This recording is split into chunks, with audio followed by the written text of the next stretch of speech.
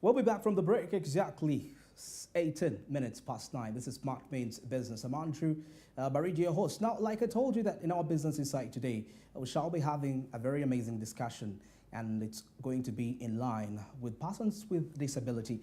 But this time around, of course, expressing their right, most especially when it comes to their participation in the electoral process. Now, Electoral Commission is mandated under, that is the Constitution of the Republic of Uganda, that is as of 1995, and the Electoral, and the Electoral Commission Act, that is to take measures to ensure that the entire electoral process is actually inclusive. That means every person, if you have the requirements that need you to vote, you are included, you are inclusive too. So it is to make sure that the electoral process is inclusive and possible to anyone, and conducted under conditions of freedom and fairness. Yes, freedom and fairness, part of the key aspects there, among others, and also enable the persons with disabilities to vote without any hindrance. Of course, according to what we've been observing and into the past when it comes to the participation of the persons with disabilities into the electoral process. Now, with me, I have I have guests with me but I'm going to be hosting them in phases. But firstly, with me, I have Tolpis Tachiza. She is the head of the programs, that is African Development Link. Tolpis, it's a pleasure to have you on the show. Very good morning. How are you today? Good morning. I'm glad to be on Smart 24. It's a pleasure too. Thanks for accepting our invitation. Pleasure is mine. Well, now, maybe before we even proceed into what really guided this decision? Because the question is, could we say that in the past, the persons with disabilities haven't been participating into the elections? So thank you very much. So like you said, the Constitution of the Republic of Uganda says that government shall put in place measures that should ensure that every eligible Ugandan, and for every eligible Ugandan, we mean everyone that is 18 years and above. That every eligible Ugandan is able to participate in the entire electoral process. But now, when it comes to persons with disabilities, if you've been observant of our past elections, is that this is a category of people that has been left behind in a way. Why? These have been left behind because I think there hasn't been an intentional kind of like action to put in place measures that facilitate or create a conducive environment for them to effectively participate in the electoral process. Whereas we have laws and policies that provide for their participation, the implementation of those in terms of putting into place the infrastructure that is required to facilitate their participation has been lacking. And also, secondly, we've seen that in a way some stakeholders have been taking persons with disabilities for granted in a way. Very true. If you look at how elections have been organized in the past, is that you could find a polling station put in a place that cannot be accessed by one of the persons you're going to host here. Those that are using wheelchairs might not be able to access those polling stations, or even spaces where the voter register is being displayed. Right now, currently, what is happening is that NIRA is doing a registration for national identity cards, but we know that that registration is also intended to enable Electoral Commission to pull out data that will inform the population of the National Voters Register. But still, persons with disabilities find challenges accessing some of the places where NIRA is undertaking the registration from. And if you look at our society, even in the communities where we come from, we have people that really are not able to even understand or appreciate the challenges the persons with disabilities face.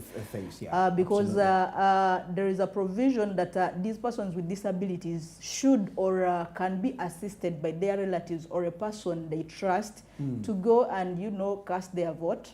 but because of norms, attitudes towards these persons with disabilities, you find that even their own relatives and families, when it comes to their participation in elections, they do not support them. They do not, give them the transportation maybe to the venues where elections are taking place, and that is also a hindrance. But also we found that there are some challenges within our electoral process that exclude persons with disabilities. An example is if you look at the issue of the nomination fees. Yes. The nomination fees limit the participation of persons with disabilities as candidates.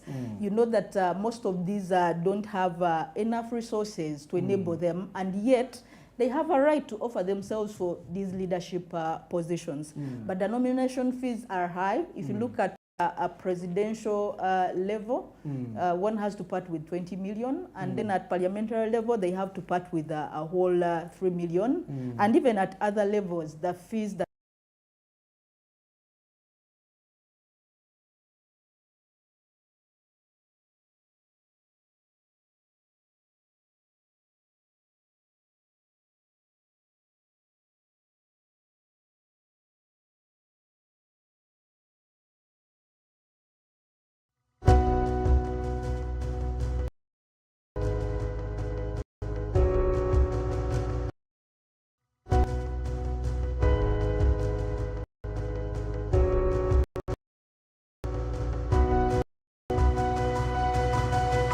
Smart 24, driving business. Are you a woman entrepreneur or woman owning a business and looking for affordable financing to scale up your business? Look no further than the Grow Loan. Grow Loan targets female entrepreneurs nationwide. Key features include a minimum loan amount of 4 million and a maximum loan amount of 200 million shillings, a maximum interest rate not exceeding 10.5% per annum, a loan repayment period not exceeding 24 months. All Grow Loan borrowers comply with the Grow Project Environmental Social Standards. Special incentives are borrowers that are refugees or from the refugee host communities, people living with disabilities, and women entrepreneurs, underserved or minority groups. To apply, contact any of the 6 participating institutions. Contact us for more information or visit our website at www.grow.go.ug. The Grow Loan is an intervention under the Grow Project, a Government of Uganda project financed by the World Bank and implemented by the Ministry of Gender, Labour and Social Development and the Private Sector Foundation Uganda. Grow, generating growth opportunities and productivity for women enterprises. If you game of power, Chelsea is rich. I didn't lie to you. I only withheld the information. Any minute I get, I'm going to tell Charles. head to lose it all. I'd rather be buried alive. Damalai makes her boldest power play. Very dramatic. In season 2, Monday to Wednesday at 8:30 p.m.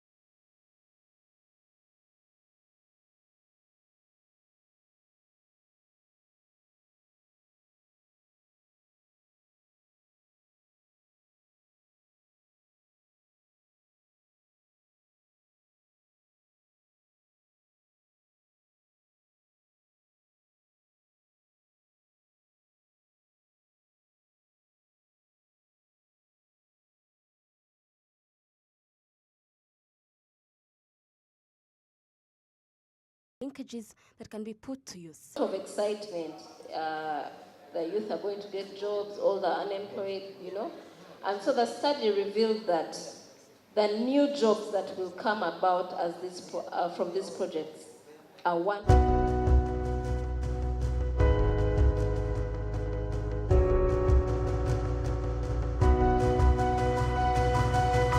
Smart 24, driving business.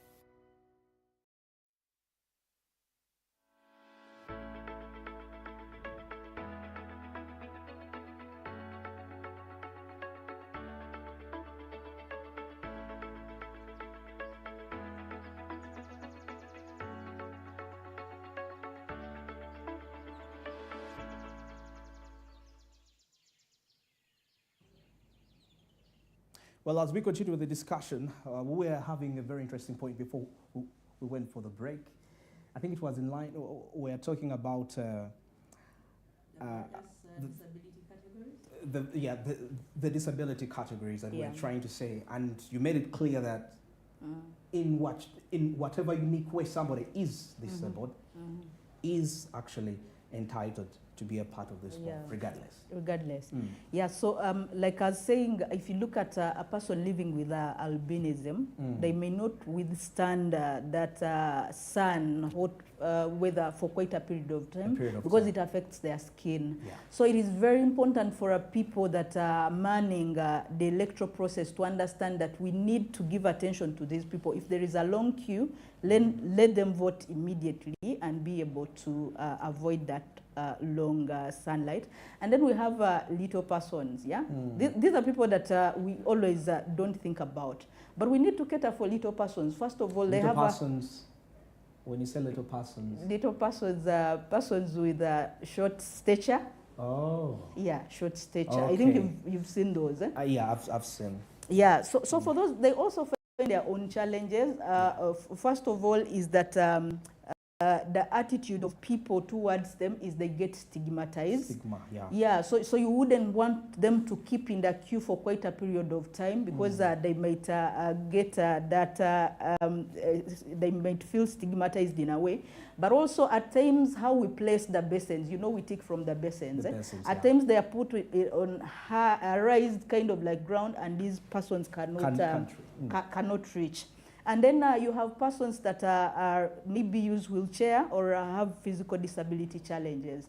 And then you find that in some places that are hilly, the likes of Sebei, Chisoro, Kanungu, that some polling stations are on places that are so raised. We've also seen where some polling stations are put in schools or buildings that have stairs, and so these people cannot even access that particular place. But also the other challenge is that at times they face challenges of even transportation to where maybe a polling station is, or even where they are displaying the voters register, and that limits their participation. So it is very important for the Electoral Commission to understand the various disability categories so that they are able to prepare in advance to ensure that they are catering for the various categories of persons with disabilities. Then talking about things to do with apart from the issue of accessibility, we've talked about the communication, because information is key. Information is really, really important. Very important. And that is something that can be done. In this country, we have disability organizations that are trying to do some work. So how we wish that Electoral Commission is able to work with those organizations to try and translate some of this information into languages that can easily they can relate with. they can, the persons with disabilities can relate with. And then the other thing is that the Electoral Commission can try to train their staff, the staff that man elections. They can train them on inclusive communication or understanding the basic requirements or needs of persons with disabilities, so that as they do their work, they are able to put in place measures, or they are able to understand the basics of communication for these persons with disabilities. Wow, interesting. Now, this really brings a very interesting question now. I want to talk about the mode of how this is going to be done. If I'm looking at a country, an entire country served, and to ensure that this program does not only stop in the central regions, how are we making sure that it's inclusive, not from the perspective of the disabled, but from the perspective of all the disabled within the country. Yeah, so how we can ensure that the process is inclusive, what I've seen the Electoral Commission intends to do is to work through the already existing structures, especially the local council one. Okay. Because we assume that a local council chairperson knows the people in their community. So working through that structure is really important to ensure that every person with disability is able to be mapped. That is one. But then also the other thing, it is important for them to work with that local council one structure, because remember, elections start from that level. From that level. So if we want persons with disabilities to participate, is that we want them to participate across the entire cycle, starting with the village elections themselves. Okay. I think that that really works because as Electoral Commission is doing the mapping, then at the same time they are doing voter education. They are telling these people why they need to vote, how they can vote, and all that information that is required. So through that structure, I think they can achieve that. Though, now the challenge comes in with the period of time. I think the process started from the 4th and is ending on Wednesday, tomorrow. I think tomorrow. Yeah, Tomorrow it's is Wednesday, ending tomorrow. I don't think that period of time is really enough. I don't think it is enough. Hours. Yeah, I don't think it's enough.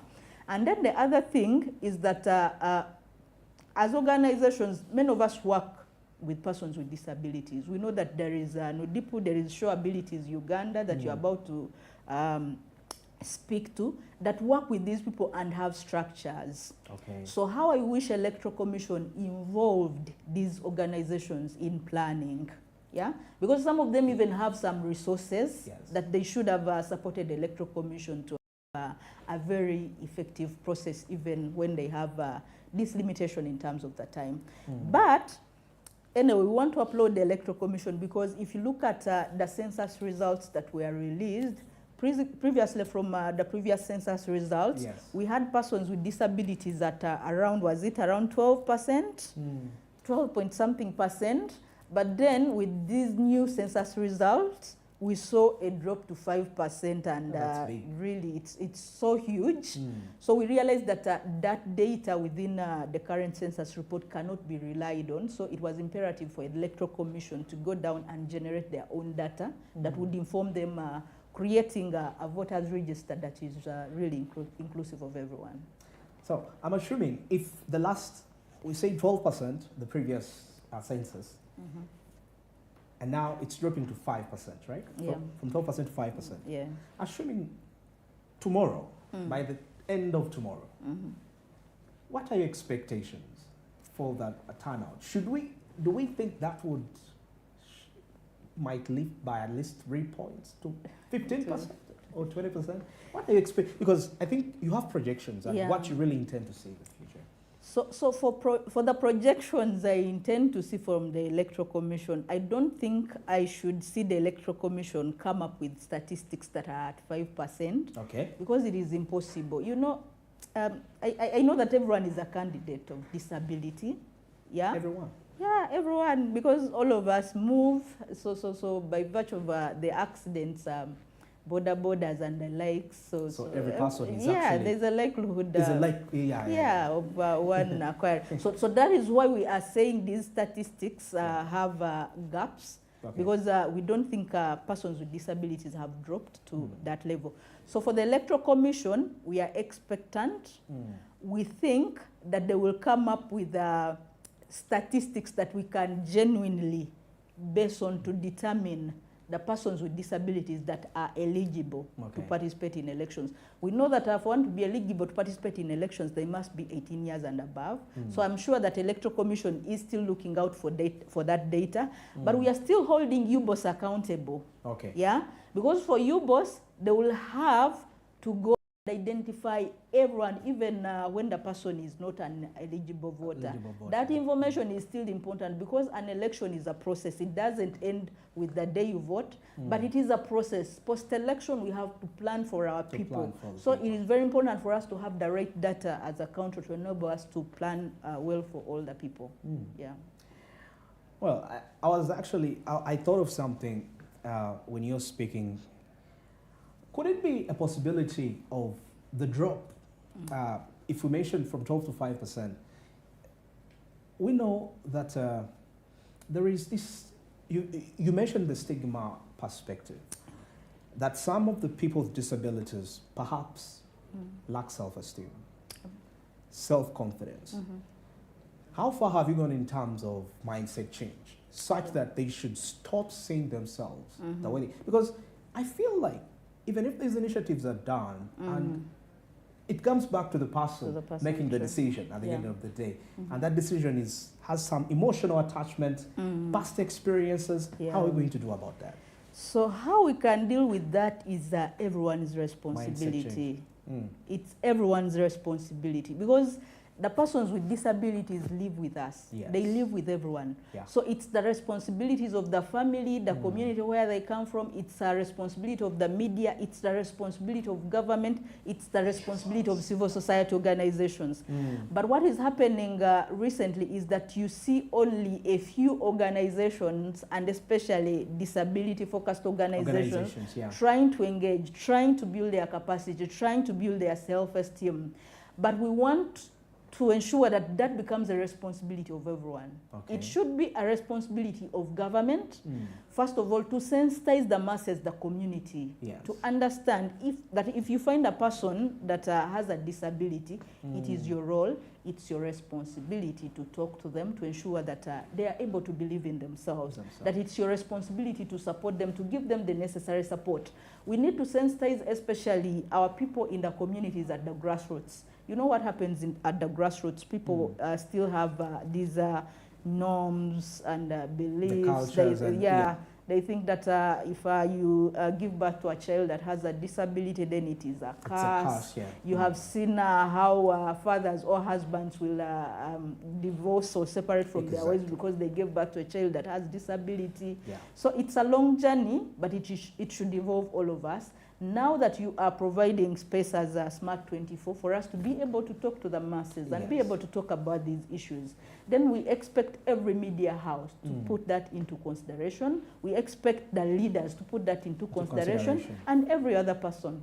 I mean, looking at this so far, have you managed to make some supervisions to see, have you gotten reports from different regions to follow up to see how the mapping is moving and the response of the intended beneficiaries? So as African Youth Development Link, we are running a campaign. It's called the Amplify Youth Civic Awareness Campaign.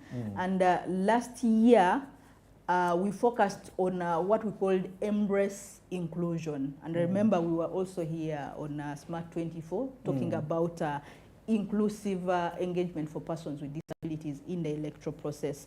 So we did that. But now, this time around, what we are doing within our campaign is do the sensitization to inform persons with disability that this exercise is happening. And then the second thing that we are doing is that we are working closely with NIRA, the Electoral Commission, and also Uganda Human Rights Commission to do community outreaches. Like, for example, take national identification registration exercise nearer to the people, so that even persons with disabilities can easily access. But in terms of us engaging with this exercise, we also landed on this exercise in the newspapers. So that is why we are telling the Electoral Commission that at times the responsibility of how citizens participate in the electoral process is not just your responsibility as Electoral Commission. It is very important for you to engage other stakeholders so that they move a journey with you. Because I know this period is really a very short period of time, but we are looking forward to the findings. Interesting. I'm actually waiting. Tomorrow I'll get in touch with you and you tell me how has been the outcome. Interesting. It's exactly 15 minutes to the top of the hour. That is of 10 a.m. Allow me to take a break. Of course, like I told you, I have 2 guests. Stick around.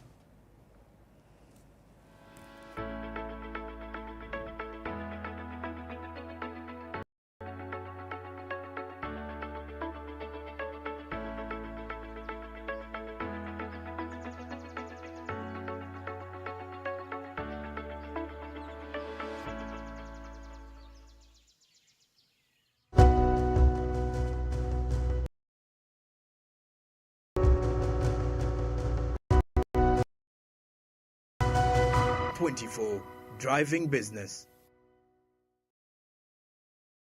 Ndechera okuisya okuba omusinguzi toyine kwikizabura hamwe fa okwisya nokwaba fa ekyo nokututuka ombwire bwawe nanure emikono kusingura kugwakozesa MTN momo kwanguhi shashura ningagura na momo okubasa okutunga omugisha okusingura buli izooba kozesa momo app ningashi imata *135*3 Are you a woman entrepreneur or woman owning a business and looking for affordable financing to scale up your business? Look no further than the Grow Loan. Grow Loan targets female entrepreneurs nationwide. Key features include a minimum loan amount of 4 million and a maximum loan amount of 200 million shillings, a maximum interest rate not exceeding 10.5% per annum, a loan repayment period not exceeding 24 months.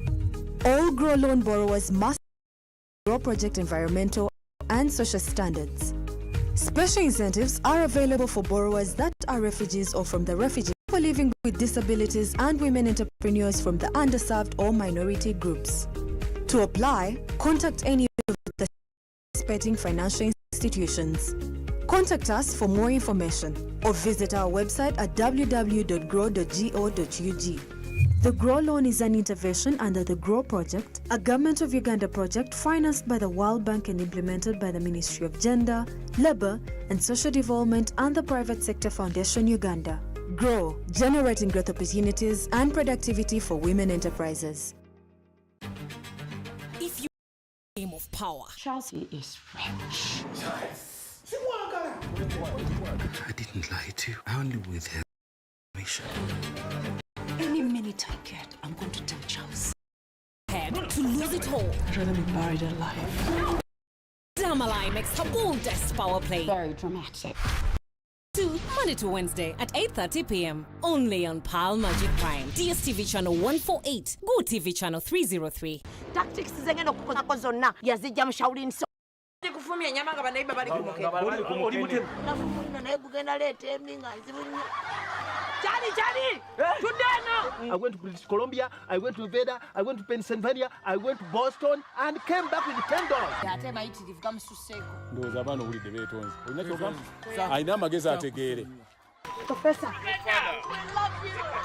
We are proud of you.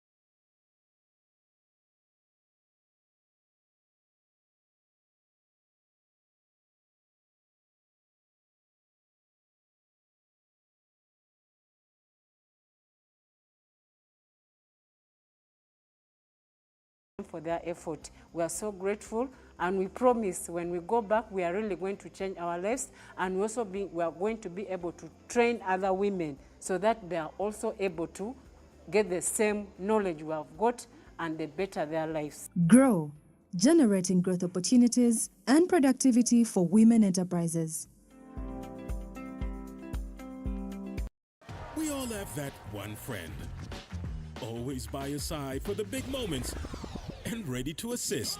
He's always got his eyes on the prize and his heart in the right place. Where would we be without our BFF? This season, enjoy all 380 Premier League games with your BFF GoTV. Upgrade or reconnect to GoTV Super Plus for the discounted price of just 90,000 shillings today. GoTV Uganda. Love it.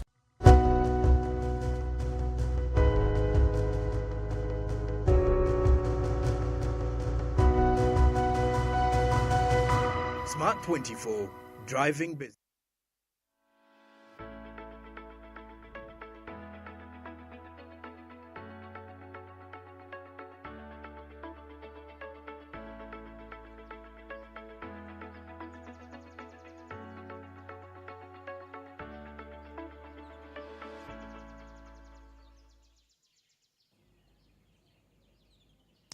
Well, my earlier guest, Topista, mentioned something that was very profound, that every person is actually liable to be a person with disability, because you never know what fate has for you as you kickstart the day.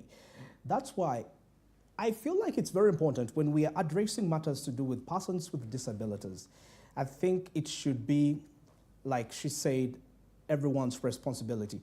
But away from just the people with disabilities, but also the people that you function fully, let me say that. Because at any point in time, you can be like the people that perhaps you feel their matters don't matter. I can tell you, you're very wrong. Well, like I told you, I have guests here. Now, with me, I'm joined with Cheptowek Betty. She's the Executive Director of an umbrella organization that is for youth with disabilities. So we're here to get to hear from her experience and learn something. Good morning. It's a pleasure to have you, Madam Cheptowek. Thank you. It's a pleasure to see you too. Thank you. Well, now, talking about people with disabilities participating in elections, there is a huge worry, and in most cases, it's in line with influencing people with disabilities in terms of making, formulating political choices. So as people with disabilities, this exercise has moved on. I believe it's going to be very successful. But on the day of elections, how are you ensuring that you're not influenced by people in terms of making the decision that you feel is right for you? Thank you very much, moderator. My name is Cheptowek Betty. Once again, I'm the Executive Director, Show Abilities Uganda, which is the umbrella organization that fights for the rights of youth with disabilities 18 to 30 years old. And while I talk about this group, that means that they are the group that are now up to make informed decisions according to the Constitution of Uganda as amended in 1995.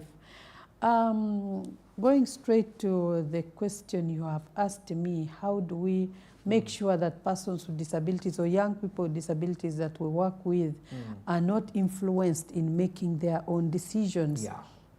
I want to start from just an activity that we had with African Youth Development Link, where we engage young people with disabilities and also those without disabilities to know about the rights of youth with disabilities when it comes to elections, and also how we can coexist in ensuring that everybody participates meaningfully in the society without discrimination and having every right to make independent decisions. So part of the engagements we have had, partly with the youth, is capacity building, to sensitize the youth, to build their esteem, to make young people with disabilities understand that my decision matters as a human, and also that the decisions I make are the right decisions.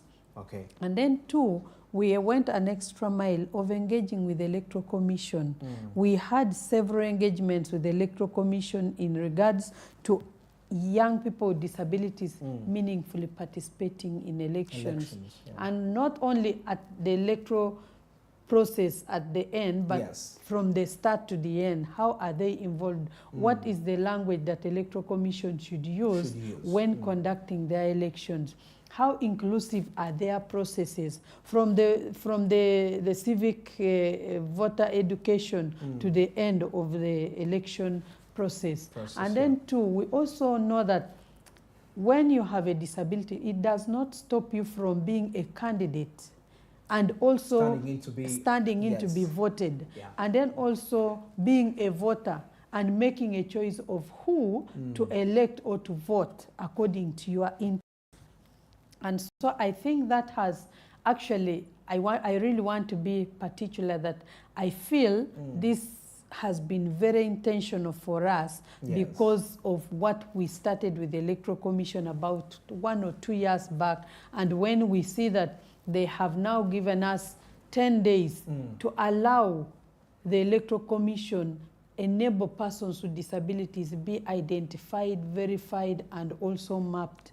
We feel that this is a very good opportunity for us because, like the earlier speaker said, that it has never been happening, but we feel that out of the influence that we have caused, out of the discussions, the conversations we have had with the Electoral Commission, they have, at least in a scale of 1 to 10, at least we are around 40% to realize that this has happened. So how do we make sure that persons with disabilities or young people with disabilities are not influenced? In most cases, during elections, because of the intersectionality within the youth, within the disability fraternity, disability is not homogeneous.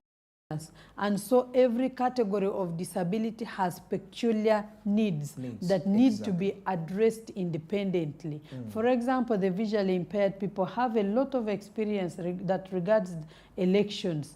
And when it comes to you making it an independent decision, you are not very sure of whether the person that they have voted for you is the person that you really wanted. Because just imagine your eyes are closed, and you cannot know, because now we are not using brailled materials where you touch and you know that I'm going to vote for Topista, and so the person that I'm voting for is the one that my heart wants. But because our country is still having challenges with coming up with the strategies that can really enable a person with visual impairment to have that right to vote independently. They still have to use guides. They still have to use personal assistants. And these guides can easily be manipulated because if my eyes are closed and the person who is going to tick for me, the person is seeing, they can just ignore that person and they tell them, no, I want you to vote for this person. And then the person is intimidated and in the end votes the person of their choices, not the person that I wanted. So that is what makes it for us a little bit challenging, and that's how our decisions are influenced, not because of our wish, but because of the inabilities and limitations that we are not able. And so we call upon Electoral Commission that this time round in the forthcoming elections, try as much as possible, the government should try as much as possible to ensure that they bring in mechanisms that will enable everybody feel that they have made the right choices as they had so wished. Then the other issue is some of the challenges we experience. I'm a person on a wheelchair with a physical disability. And over the years, we have, as persons with physical disabilities, we have challenges moving from the polling station, from your home to the polling station. Sometimes it may be long distance, like 2 kilometers away, and our biggest challenge is mobility. So you cannot, or they are put on a raised terrain where it is either on a hilly place where a wheelchair may not be able to go. So many persons with disabilities tend to lose interest because you imagine, how will I walk up to there? And if I reach there, sometimes you are a person with little stature or short stature, but the box is put in a raised ground where it is even above your head. So how do that privacy, first of all, to tick, everybody sees you because you are the shortest. And then two, picking your ballot paper to throw it in a box which is above you. So we are recommending that Electoral Commission really consult the organizations of persons with disabilities, the leaders of persons with disabilities, and every other person who is having disability knowledge in how best they can be very sensitive and inclusive to avoid some of those challenges. Where there is a person with a short stature, let them bring the box to the ground level for that person specifically. And I'm sure that the guides who are supporting and also the polling agents and assistants who have been hired by Electoral Commission should be very mindful to take care of these different needs. When it comes to the deaf community, they also have a lot to share about their experiences that limit them. For example, from the time of campaigns, the candidates don't use accessible formats. Whether at presidential level, members of parliament and every level, they don't consider the disability needs so that everybody accesses information at the same level. For those who are deaf, they need sign language interpreters, they need captions on the screen if it is a public kind of campaign and maybe people are on television. If I miss the physical one, let me follow the one that is on screen so that I can read what is running on the screen, but also get to see the voices and lip reading of the people who are speaking on the screen. In that way, we will realize the inclusive electoral process by 2026 as we move along. Thank you. Very amazed. It's thank you for being part of today's show. And I guess today we called it a day. From that, it's exactly 3 minutes past 10. My guests this morning, I had told Pista Chiza, and I have Cheptowek Betty. She's the executive director of the Umbrella Organization for Youth with Disabilities. She's the guest I'm just with at this point in time. Well, wishing you a very, very wonderful day. Go ahead, be strategic. Think about how best you can really go about this. But of course, most importantly, how best can you accomplish the year when you achieve your goals? Well, I'll be seeing you tomorrow. I think it's time to go grab a cup of coffee. Till tomorrow.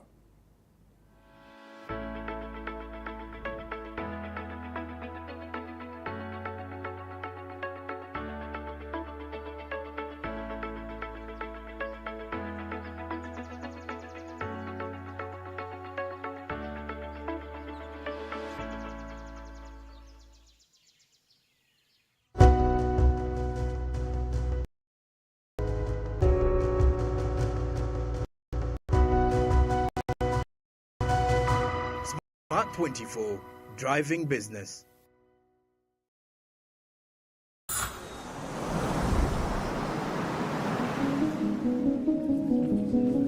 Welcome to Baku. Welcome to a culture of warm hospitality, lively communities, rich culture, and richer history. A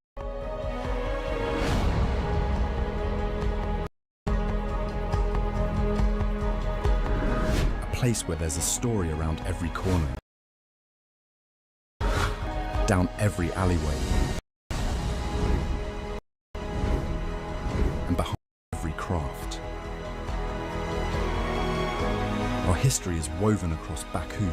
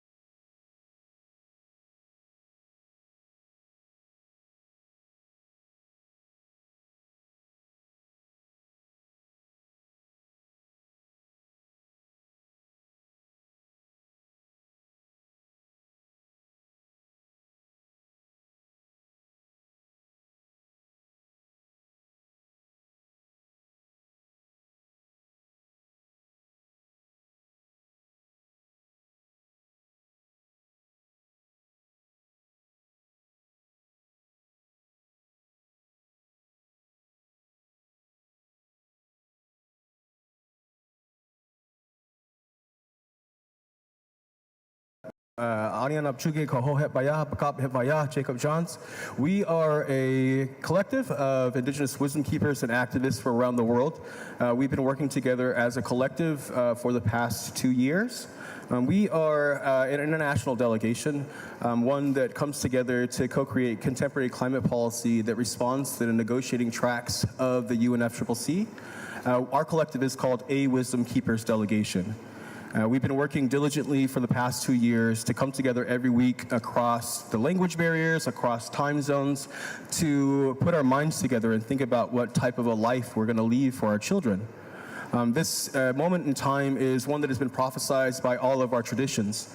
And we recognize this moment in time as the time of turning, a time of renewal, and also a time of destruction. This time has been prophesied by many traditions around the world, and we are actively coming together to co-create ways that we can address these systems and the systematic failures of oppressive colonial systems, and also respond to the environmental degradation that has been brought forth to the world by colonization. We are a Wisdom Keepers delegation. My name is Jacob Johns. I am one of the organizers from a Wisdom Keepers delegation. I am Akimar Autumn and Hopi. I am from the Gila River Indian community in Arizona, and also the Hopi tribe in northern Arizona. I'm a community-supported organizer. I've been doing community-supported organizing for the past 7 years, ever since Trump was first elected. Ooh. And it's been a wild ride, but as we as activists come to find obstacles domestically over and over and over again, it makes sense for us to step outside of our domestic perspectives and really try to engage the world as humanity. And so this effort for us to come together and find ways that we can distill our indigenous wisdom and find ways that we can build consensus around what the best steps would be for government officials from different governments around the world. It's a very, very important work that we've been doing. We've been born out of prayer. We come together to pray at different places around the world for the past couple of years. And we realize that we must do more than just pray. We must do more than just send thoughts and prayers. We must actively get out into the world and find ways that we can engage and distill our ancient indigenous wisdom into contemporary climate policy so that we can set guidelines for heads of state here underneath the umbrella of the UNFCCC. I'm an American citizen, and as we look towards the results of the last election, the world itself seems scary and dangerous, and it gives us a lot of fear. We are at a point in time where ecosystems are collapsing, and this impending climate collapse is definitely on its way. And we understand that things are being destroyed and will continue to get worse.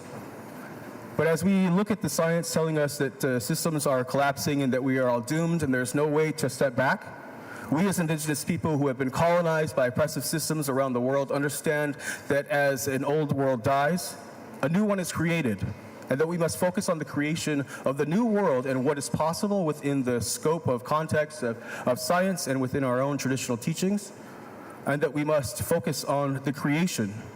Within inside of the destruction lies the seed of creation, and we must plant that seed and cherish it and let it grow.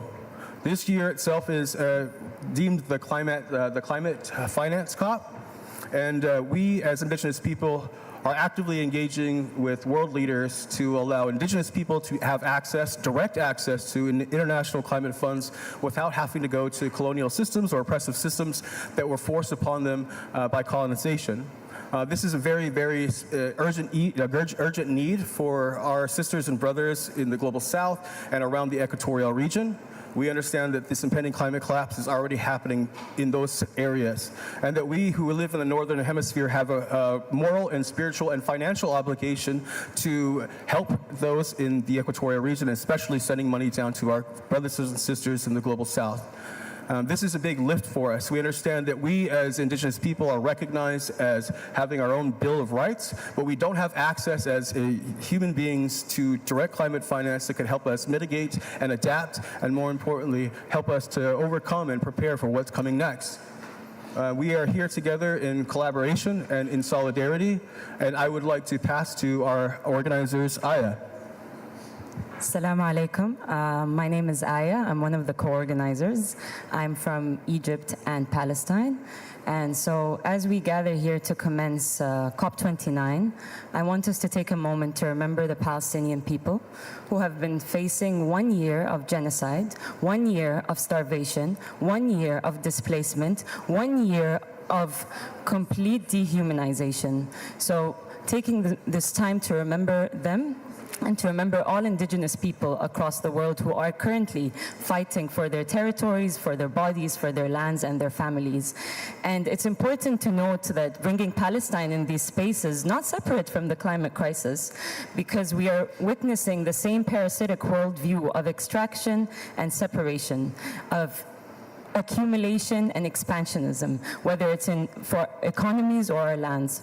So taking the moment to remember the Palestinian people. Also, when it comes to climate finance, this is the year of climate finance, and for some reason we're scavenging for saying billions, yet billions are released on a whim for Israel. With no accountability, with no process. We come here from all around the world to gather just to agree on a number.